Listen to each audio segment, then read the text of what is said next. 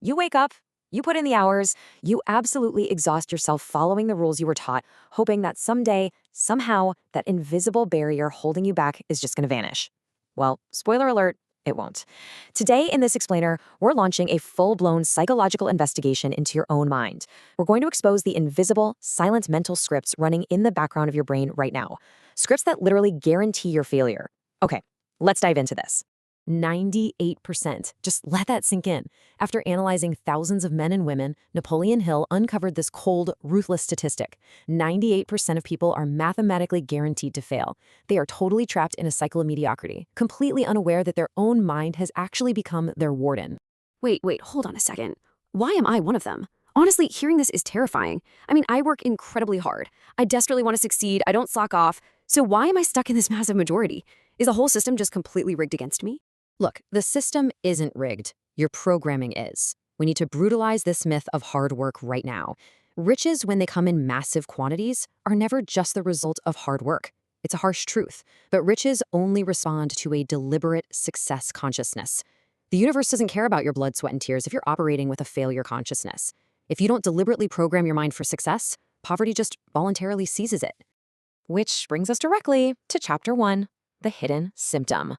To escape that 98%, we first have to identify the hidden disease keeping you paralyzed.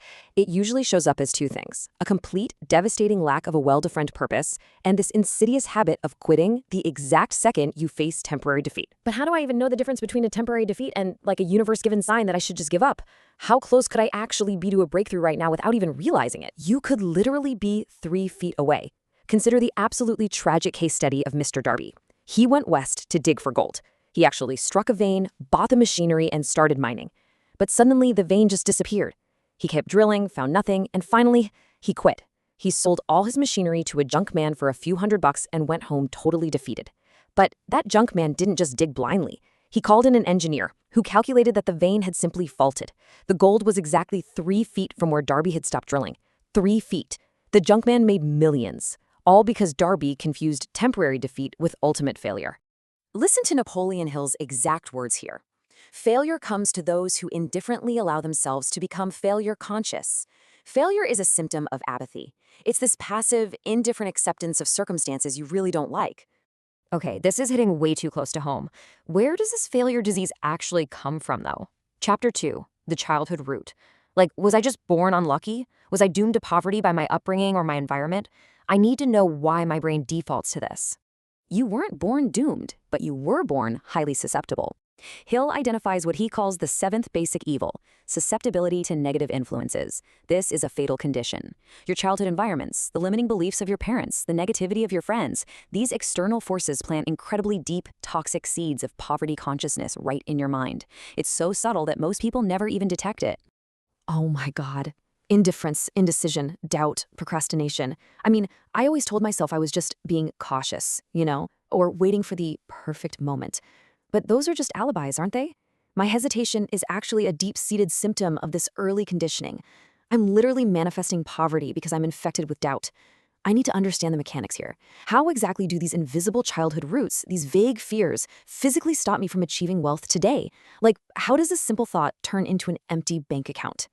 That is exactly what we uncover in Chapter 3, The Mechanical Illusion. Nature has wired you with absolute control over what reaches your subconscious, but almost no one actually exercises it. Think of your subconscious mind as this hyper-fertile garden. It does not care what you plant. If you do not deliberately sow the seeds of success, the weeds of failure are going to grow automatically. It takes your negative thought impulses and translates them directly into their physical equivalent. You call it bad luck. It's actually just your subconscious doing exactly what you programmed it to do. Let's expose the machinery running this garden of weeds. The primary ghosts of fear. First, the fear of poverty. This fear physically paralyzes your reason, destroys your imagination, and totally kills your self-reliance. It makes you willing to bargain with life for a single penny instead of demanding prosperity. Second, and honestly perhaps the most deadly, is the fear of criticism. Okay, this is a horrifying realization. Hearing this, it's me. I am terrified of what my family or my peers will say if I take a massive risk and fail. I'm letting people who aren't even paying my bills dictate my reality. My fear of their criticism is literally a mechanical trap destroying my own initiative. Okay, enough. I'm done being part of the 98%. I want the escape route. Give me the exact ruthless mechanics to rewire this doomed mental machinery. What do I actually have to do? Then pay very close attention to Chapter 4, the escape route. To escape, you must command your standing army. You have dormant forces waiting for your orders right now. To break out of the 98%, you cannot be passive.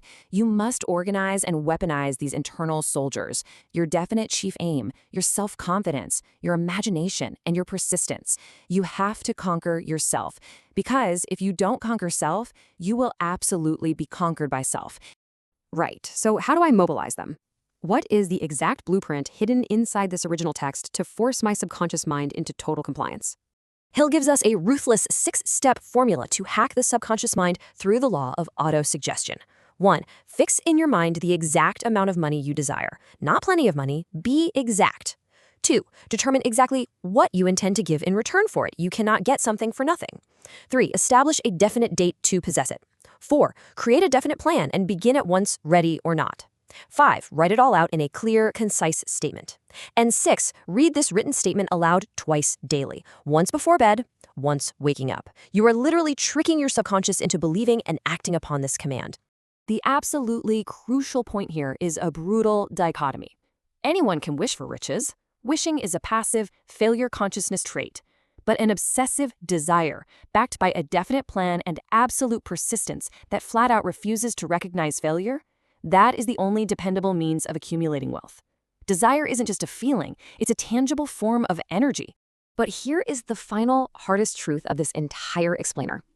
Merely reading these principles, or passively listening to us talk right now, provides you absolutely zero benefit.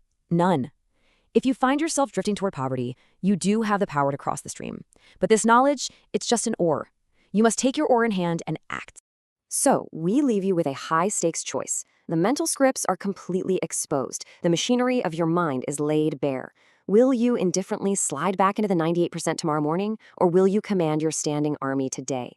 Make a firm decision right now. Hit subscribe to join the 2% who actually take control of their minds, and we'll see you in the next investigation.